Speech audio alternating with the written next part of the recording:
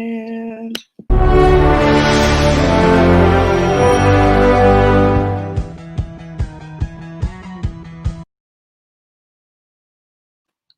good morning, everyone. This is Biz Chicks TV. This is the place where you can find tips and tools to help you do business better. We're here to help you run a profitable business that's fun to run and to take the hassle out of your hustle. And today is Thursday. And you know, on Thursday, it's time for Happy Healthy Habits with Robin Shimizu and friends. Robin's in the house. Woo! We are so excited. We're always excited, Robin, when we are able to actually have you available for the program. You're such a gracious host, and you always have such fabulous guests. But before we get started, I just want to give a shout out to my co-host, Miss Francine Gregory, real estate entrepreneur and tech diva. She's out doing what we biz chicks do. And we just want to wish her well. In addition to that, we just want to say, Robin, we thank you for taking time out of your day to share with us. So without further ado, I'm going to introduce to some and present to others, Miss Robin Shimizu. How you doing this morning, Robin? I'm doing just fine. I'm really enjoying this weather. Isn't it beautiful outside? It It's is just my kind of lovely. weather. It's I love gorgeous. I think about you every morning, at 4:30 when I think you're it outside. because it's cool. It's nice It's and getting cool. cold. Mm-hmm. It's cool in the morning, and I Uh, love that. well, today we have Dr. Tamika Jackson on, and she's a psychologist, and I'm really excited because we haven't had her on since June. But I wanted to do just one quick healthy habit today. And I Mm-hmm. found this chart, and I'm going to have Terry try to put it up today on a link. But you guys Okay. can't see this, but it's a really cool little digest of a chart. And I found that it came in my email. You know how things just come to you? Mm-hmm. And so one of the things it says in here, which I thought was really pretty cool, is about brain health. This is how to eat for your brain. And we're all talking about joy. We're talking about happiness. We've got this kind of theme going on for a while. And it's just kind of naturally bubbling up that way, I think, because we need it, right? Well, there's this one little section about herbs and spices. And, Maureen Mm-hmm. Stevenson talks all the time about spices and herbs, and so does Linus. They talk about how spices are part of our food. This is how we heal ourselves. Well, herbs and spices are one of the Maureen is best on things for your today. brain. Huh? Did you hear me? Maureen is in the audience today. Oh, Your name really? is being mentioned, Maureen. Yeah, because Maureen Yes, talks and about that Jill and all the Jerry. time. Yeah, so food is medicine, right? So herbs and spices. Mm-hmm. Turmeric reduces inflammation and increases blood flow to the brain. Apinogen is I guess it's an ingredient in parsley, thyme, oregano, and basil that can protect the brain from inflammation, oxidation, and plaque formation. Now, isn't that cool? So Oh, just use those herbs and spices in your food, and you're already helping your brain. Anyway, there's 10 things that we're going to put up there, and it's going to support Maureen and Linus and all the things that they teach us about nutrition. So that's really cool. So thank that's you the so yeah, much. that's the health. I didn't want to go on and on because I really want to bring on Dr. Jackson. Yes. So let's bring her on, and I do a little quick intro while you're doing that. Okay. Okay, so we have with us today Dr. Tamika Jackson. She's a PhD doctor. I'm going to just read this.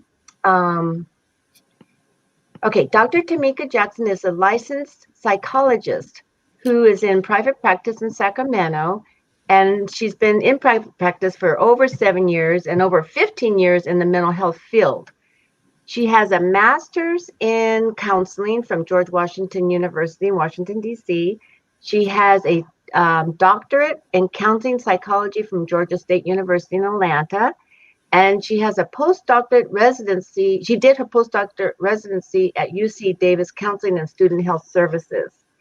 And the thing that's so cool is that she does a lot of very specialized counseling, especially with the Black community, which is really, really super cool because we need that right now Mm-hmm. more than ever.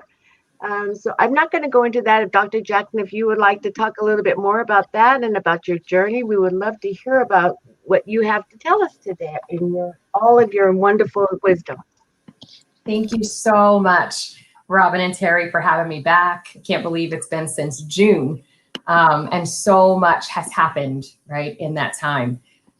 Today, I want to talk about growing your joy, right? We are living at a time where, I mean, even just since June, there has been so much more on the daily, right, that's happening that is just leaving us feeling so weighted with grief, with anxiety. Depression is being amplified, fear, loneliness, and even at times a sense of hopelessness, right? And it's as though we've been living in, you know, they talk about fight or flight mode, which is part of our evolutionary wiring, right? Which gives us just enough energy to get through a stressful situation, and then it turns off when the stressor leaves. But nowadays, we are living chronically in this fight or flight mode, which means that we're finding that our stress levels are higher. We're finding that we're just reaching a point where many of us are experiencing burnout and breakdown. Before I started, I was talking backstage with Robin and Terry, and they said, "How you doing?" I said, "I'm doing amazing. I'm on a 2-week break right now from work." And, you know, yes, I took a 2-week break in the middle of a pandemic, and I've got clients and I've got a full practice. But what I know to be true is that I can't fill the well of other people if I'm pouring from an empty well. And I was reaching a point when I just felt like I needed to replenish my soul. I was noticing I was more fatigued, more irritable, not as present.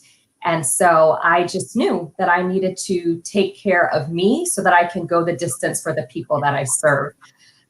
So I want to empower all of us, and I'll talk more about that as I talk about ways to grow your joy, ways to cultivate your joy, to recognize, you know, when you are out of alignment with what feels like your core energy level, right? When you feel like I'm out of alignment, we need to be able to recognize when we need to take pause and refill. So one of the things, you know, that this time has felt like, it feels like we're just in this really dark tunnel, right? And if you've ever been in a tunnel, you're always kind of looking for like, where's the light at the end, right? And all of a sudden that light begins to expand and you feel like, we're coming out the tunnel.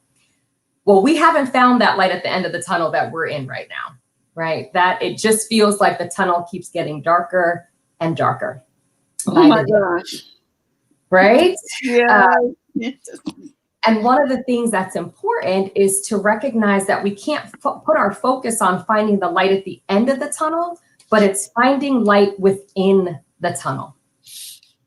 And one of the ways that we can find light within the tunnel is through the cultivation of joy, right?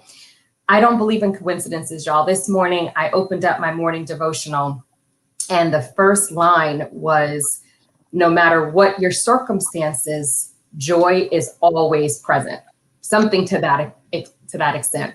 And I loved it, one, because just the synchronicity of that devotion with what we're talking about today, but the truth in that, right? It's easy to feel joy on days when things are sunny and bright and we're in a good mood, but it can be harder to feel joy on days that feel dark and dismal, right? But the reality is that joy is always present. Joy comes from within, right? Joy is different than happiness. Happiness is based on our external circumstances. Happiness requires something outside of you to happen, whereas joy is this deep, soulful, abiding, spiritual essence, right, that lives within each of us.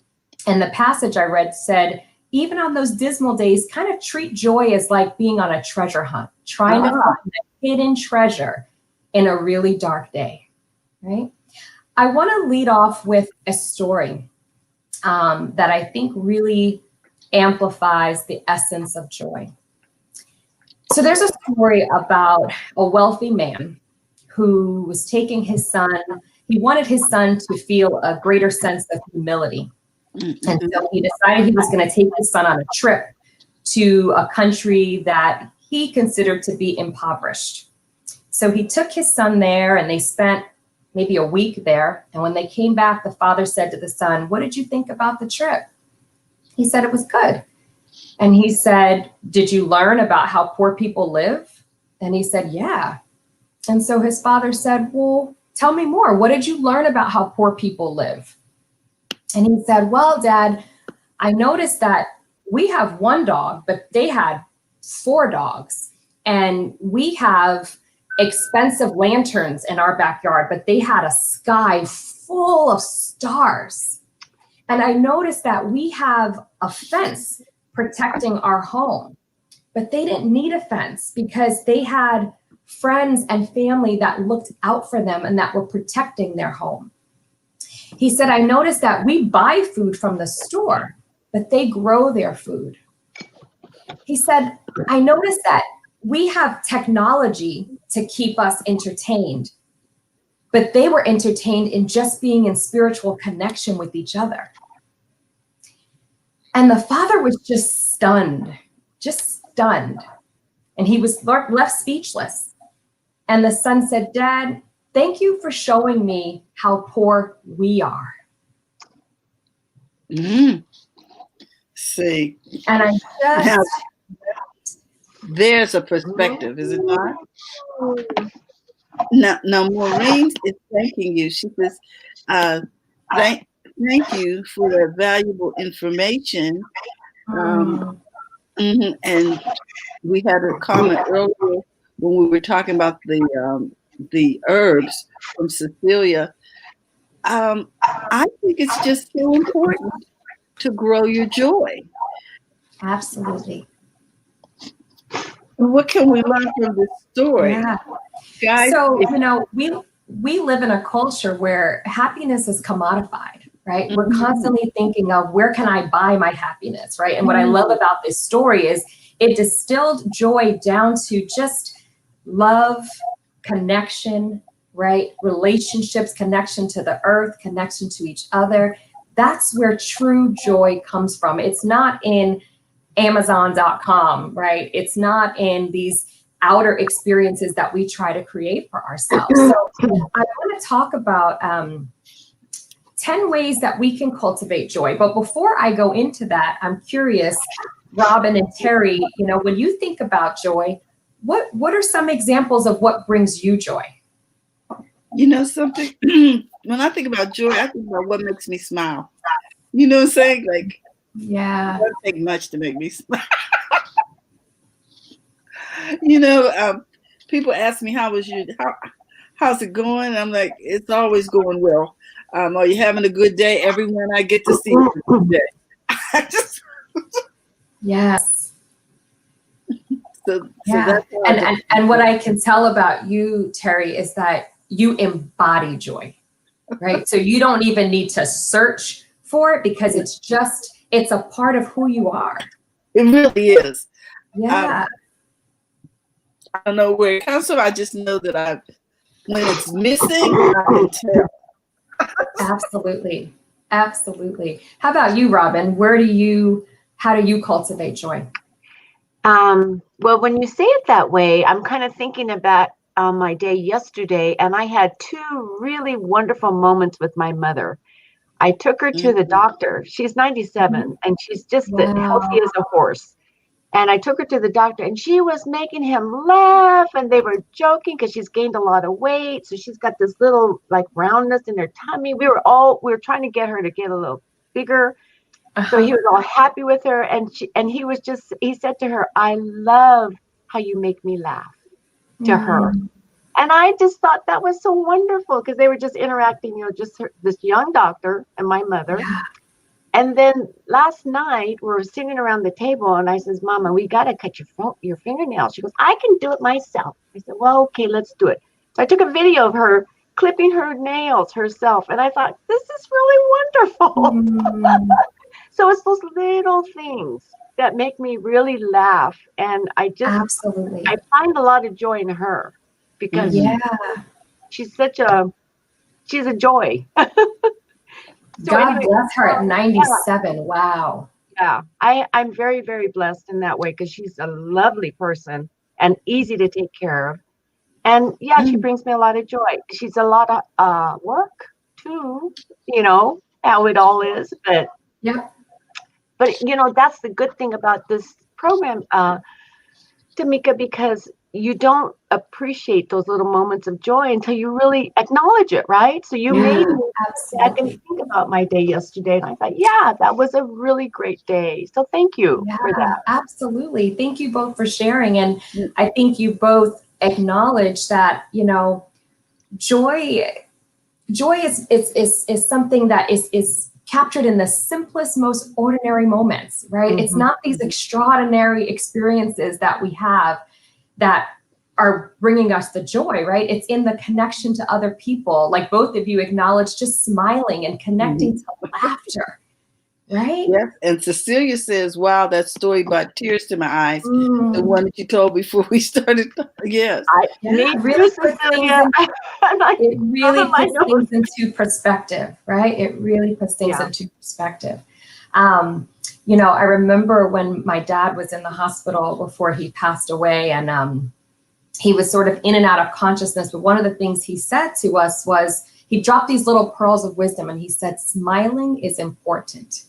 And it was so simple. And yet I was like, that's so true. Think about the times when you're out and about, and maybe you're just at the checker, at the grocery store, and you don't know this person, but there's sometimes just this smile that's exchanged, and you just feel it right here. Mm-hmm. Right? And sometimes that smile can carry you through the day, or can shift a mood that was feeling really heavy and just help to lighten the load a little bit.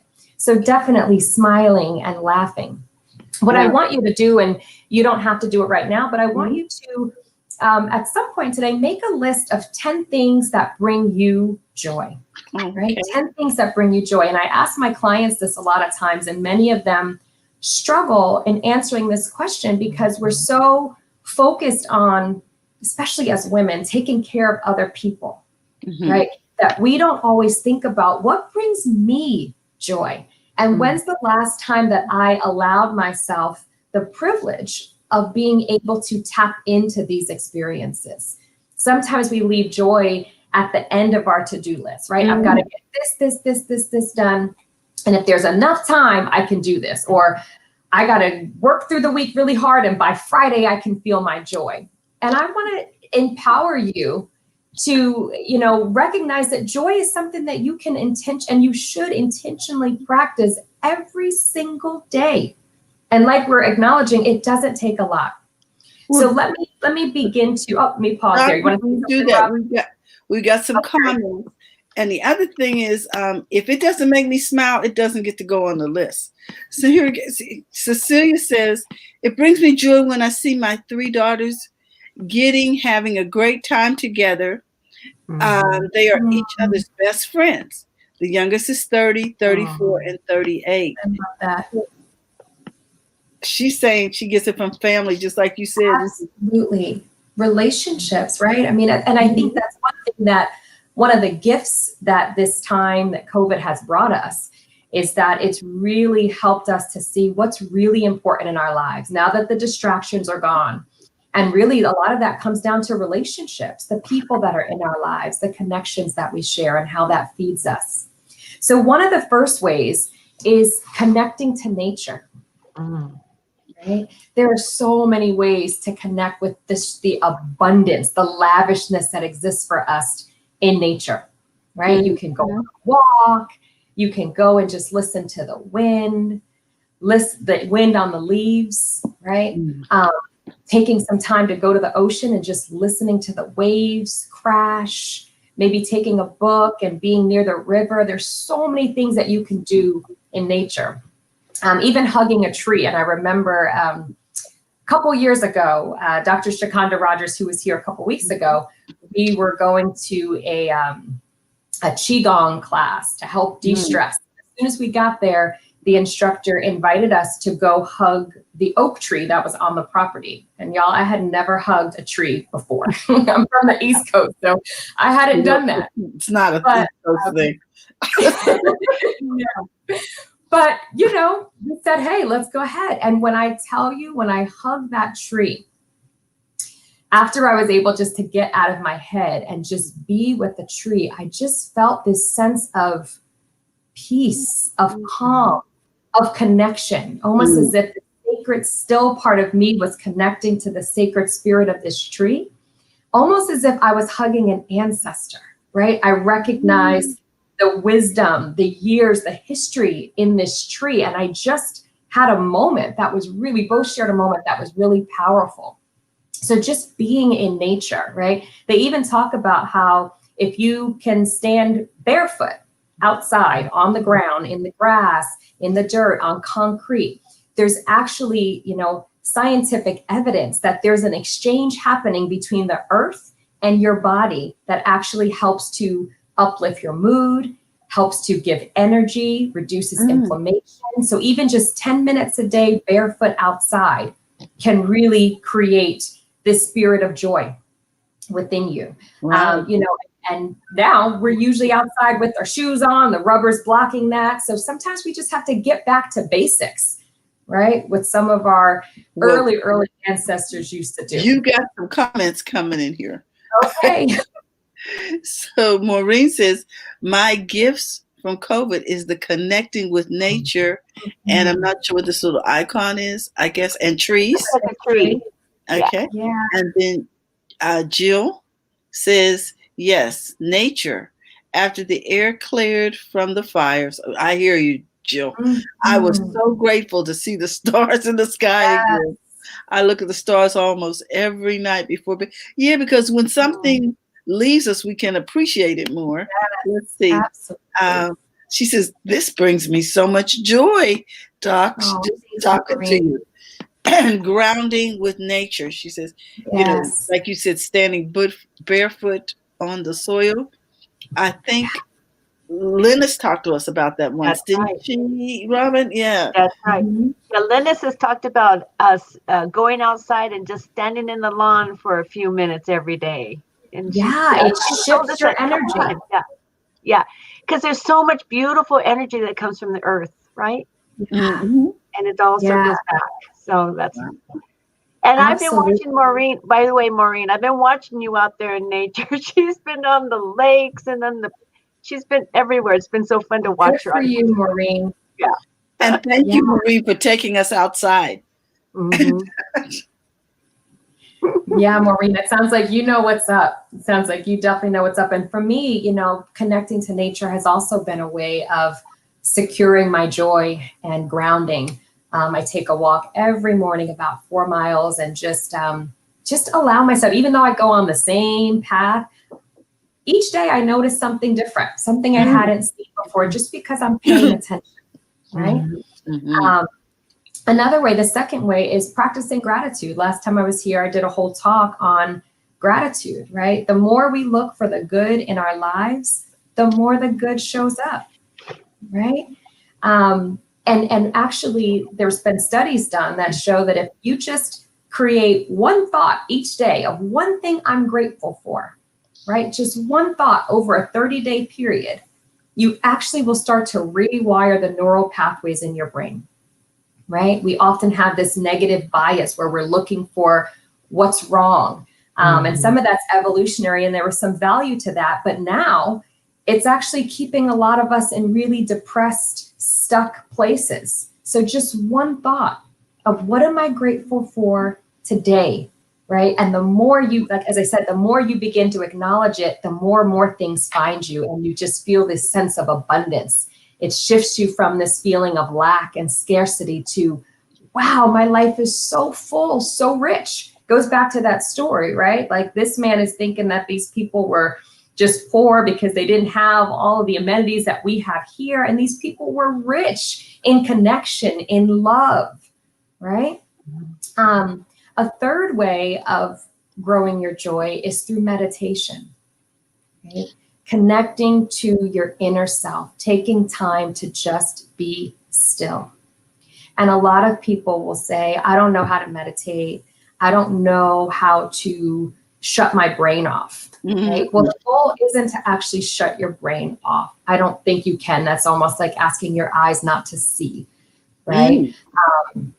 But really, it's just creating stillness, a quietness where you can just be with you, right? If you can do that for 10 to 20 minutes a day, even if the moment feels uncomfortable, right? Sometimes you might feel like, well, that didn't feel very relaxing. My mind was jumping. But if you can just hold that intention of, I'm just going to be still with me and breathe, the after effect of that really begins to show up. You find yourself moving through your day with greater calmness, being more present, right? There's been a lot of studies that have shown people that are meditating and they're tracking their brain and they're saying that didn't feel so relaxing for me, but yet their heart rate was, lower, right? So even when it doesn't feel like it, there's still benefit that comes from just getting still and connecting into Tamika's spirit, Robin's spirit, Terry's spirit, right? The next one is movement in your body, right? There's so much healing and empowerment that comes from moving, right? What we know is that emotions get stuck in your body, right? On a cellular level. So when you experience trauma, when you experience pain, when you experience distress, these emotions actually get lodged in your body. And so while it's beneficial to talk about it, that has benefit, but it's also necessary to move, to discharge what it is that is stuck in your body, right? So movement can be a number of different ways. That might be dancing, right? Just putting on some music and having a dance party all by yourself, right? When you think back to, when I think about my ancestors, right? When I think about just the souls of Black people in this country, and I think about the role that dance and movement has played in keeping the spirit together, despite the atrocities that are happening, the attacks that are happening on the spirit. Movement is something that is just so central to that healing, to cultivating that sense of aliveness, of connection. And I like to tell people, when you move, pair your movement with meaning, right? So if I'm taking a walk, right, maybe I'm going to dedicate this walk to, maybe there's something on my heart that I'm trying to bring to fruition, right? Maybe it's something I'm trying to do professionally. Maybe it's a relationship I'm trying to improve. So I'm going to dedicate this walk to walking in my vision, walking in service of a purpose that's bigger than what I'm in right now, right? And sometimes just walking with that meaning is another way to amplify the intention that you're trying to bring forth. Right? Movement can also be in the form of stretching, right? Or yoga, right? Those are different ways that just bring you into your body, help you to appreciate your body, help you to unlock some of those channels that are stuck and help to release joy. Number 5 is music. Music is just such like immediate medicine for the soul, right? I'm sure if I asked anyone listening right now, what's a song that brings you joy, you would be able to fire it up, right? Or if you heard your song, maybe you can't even think of it right now, but if you heard your song, when your song comes on, that just brings you joy, right? Music has a way of just taking you right back to an experience, right? So I tell people a lot of times, make a playlist of music that brings you joy. And when you're in one of those days that's feeling like it's a little grayer, a little more dismal, put that music on to help raise your vibration, right? Singing along, even if you don't have a good voice, there's something about just projecting your voice, right, in the service of joy that can be so freeing. And that can really, again, help to just amplify and raise that vibration. I'm going to pause there. I have about a few more examples to give, but I want to just pause to see if there are any comments or questions. Yes, there are so many comments over here. Okay. Maureen says, yes, it brings her such joy. Oh, that was grounding. Let's go back. Marissa says, we want to say hi to Marissa. She's watching you. And then Maureen says, yes, unpacking the body through movement. Motion is the lotion. I love that. Alive is waiting in movement. That's interesting. Aliveness Yeah. is waiting in movement. Okay. And she said, talk to us now, doctor. Come on, tell us more.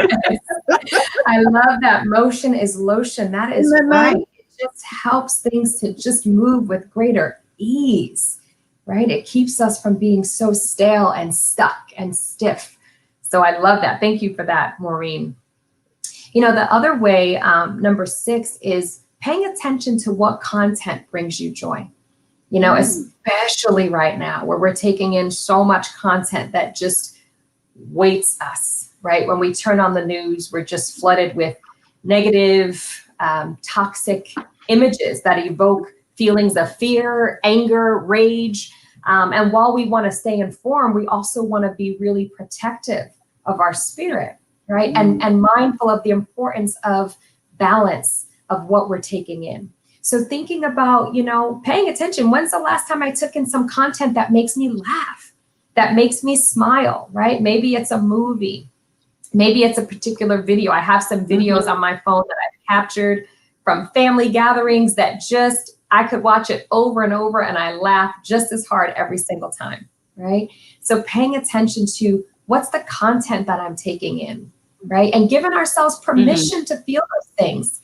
Sometimes we feel like, you know, either we feel shame that we don't have a right to feel joy. We feel guilty for feeling joy, right? Joy is our birthright. That is our birthright. And when we deprive ourselves from feeling joy, we're not living fully. We're not living wholeheartedly. And so it is our duty, right? It is a radical act of self-love to practice joy. And it's an act of resistance, right? The systems that are currently in place want us to feel weighted, want us to feel oppressed.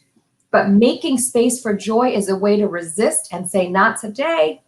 You're not taking this part of my spirit, right? I grew up in the church and they would say, this joy I have, the world didn't give it and the world can't take it away. Hold on to your joy and grow your joy, right? Number 7 is paying attention to who brings you joy, right? I like to say, who's sitting in the front row of your life? Are these people that are bringing you light? Or are these people who are taking energy from you? Sometimes you may have to replace those people that are sitting in the front row, right? So I want you to think about, as I mentioned, I want you to make a list of 10 things that bring you joy. And I want you to make a list of 5 people that bring you joy, that make you feel alive, where there's this effortless connection, or when you get off the phone with them or you leave their presence, you just feel lifted, right? Sometimes it's not even about what we talked about. It's just that the energy of this person just does something to my spirit. And when you identify those people, make the space to reach out to them. Give them a call, send them a text, write them a note, right? Just to kind of, again, this is another way. It goes back to, we've all talked about relationships being one of the key ways to cultivate joy. Right? Number 8, and this is what I talked about in the beginning, is rest. Rest as a form of joy, right? And I said I recognized within myself that I needed to rest because I was not able to be as present as I wanted to be in my life, for my clients, for my family, for my friends. I needed to rest and refuel me. And so part of rest is recognizing what are your signs that you are in need of a pause, right? And like I said, for me, that was when I start to feel myself getting more irritable. Just every time someone says, how are you doing? I'm answering it with, I'm okay. I'm just so tired. I'm so tired. I don't want that to be my lead in, because the more I feed into that, the more tired I become, right? I'm on my 4th day of this 2-week vacation. And every time someone's asked me, how are you doing? I've said glorious. I don't even use that word normally, but I've said, I'm feeling glorious, right? And that's because I'm taking the time to give my body the rest it needs. We are deserving of rest, right? We need to be able to recognize when we need to stop and slow down. I've got 2 more for you. Number 9 is to live your truth. Right? I feel joy when I'm standing in the authentic essence of who I am, right? Many of us sometimes, for various reasons, may feel that maybe we're in a relationship that doesn't allow us to be our full selves. Maybe we're on a job that doesn't allow us to be our full selves, that causes us to shrink, shrink back from who we are actually called to be. Oprah Winfrey says, what I know for sure is that you feel real joy in direct proportion to how connected you are to living your truth. Mm-hmm. And only you can answer that question, right? So mm-hmm. when you take that time to get still, asking yourself, am I living in my truth? I think COVID has also allowed us a lot of space to just come face to face with ourselves in ways that for some people can be really uncomfortable. But for a lot of people, it's helping people to make some shifts, mm-hmm. right? Things have gotten quiet enough that you're recognizing where some things are out of alignment. And when I'm living from a place that's true, that's really me, oh my gosh, the joy is just overflowing, right? I was working at a job before I went into private practice, and I felt so, as soon as I would pull up to the job, I just felt like my spirit would leave my body. I just felt, and I would be on the phone with a friend and she would say, you just pulled up at work, didn't you? Yeah, I did. How could you tell? And she said, I just felt it in your energy, right? And at this particular job, I was getting the message that I didn't have permission to be my full self, right? Mm. They needed me to compartmentalize certain parts of me to fit into their system. And I was being robbed of my joy. And when I left that, and now that I'm in business for myself and I'm in private practice, and I get to determine how I show up, right? And what I get to say in my work. And the joy is just, I can't even contain it, right? So that's just my personal example of, and I have examples from relationships, right? Relationships I was in where I was feeling like I wasn't a full me. I was compromising parts of me. Mm-hmm. But when you give yourself permission to be your full self, and that might mean making some adjustments, I promise you on the other side of that difficult change process, joy is waiting for you. The last one I want to bring up is practicing full presence at points in your day, right?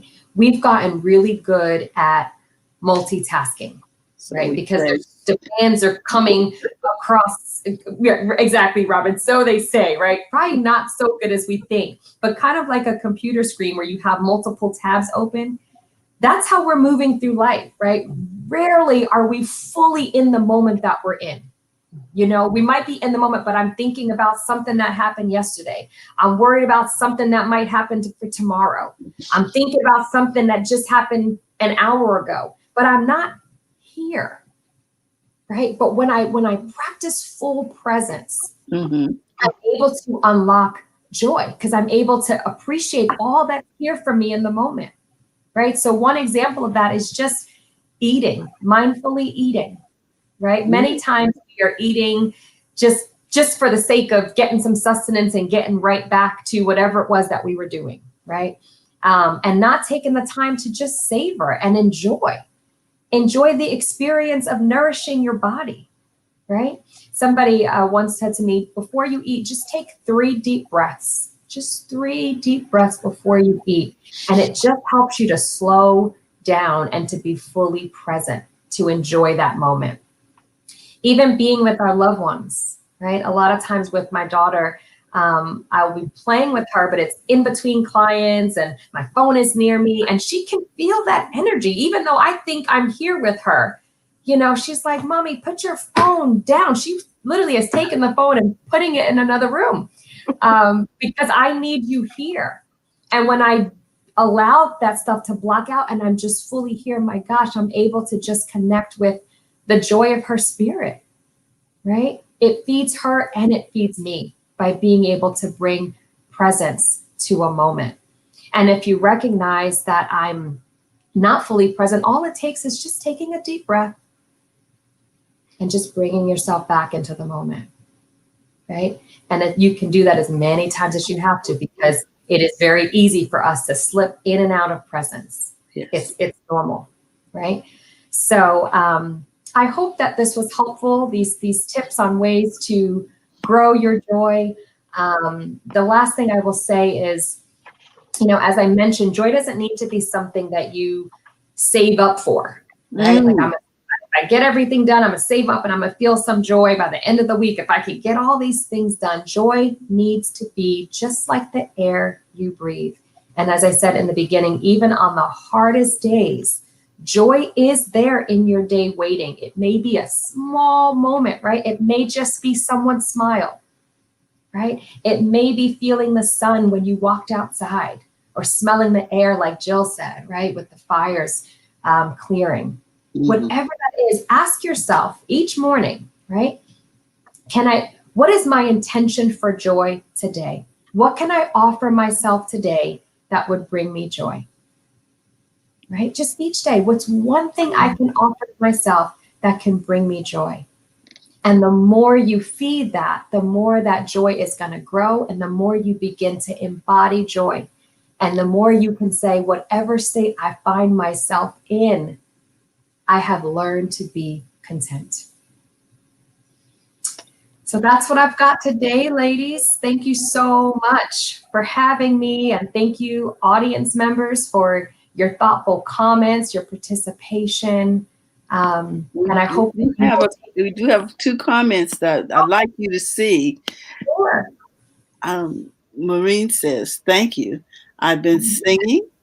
I have joy, joy, joy down deep inside my soul. And this is from Jill from the Breathing Space. It's so important for communities to see that rest really is okay. That's so true. We think working 10, 12 hours, working on 5 projects, and needing a vacation is normal. Yes. How powerful is a PhD therapist to demonstrate taking a re-rest to be more present is available to others. Thank you so much. Thank you, Jill. Yes. Then Cecilia says, joy is biz chicks, health, and money, and learning great things. Yes, because he wishes above all else that you prosper and be in health, Cecilia, as your soul prospers. So, Doctor, we want to thank you so much. Robin, so I'm going to turn this over to you. Are you muted or are you okay? No, I'm good. I wanted to ask Dr. Jackson if she has anything coming up that she would like to tell us about, kind of update as to what's going on. Because the last time she was with us, we talked about grounding through gratitude and grace. And that was such an awesome subject because it's still so relevant today, right? Yeah. And then today's, I can practice maybe, if you just pick even 1 or 2 or 3 on this list every day, you're going to be ahead of the game, right? Absolutely. Yeah, absolutely.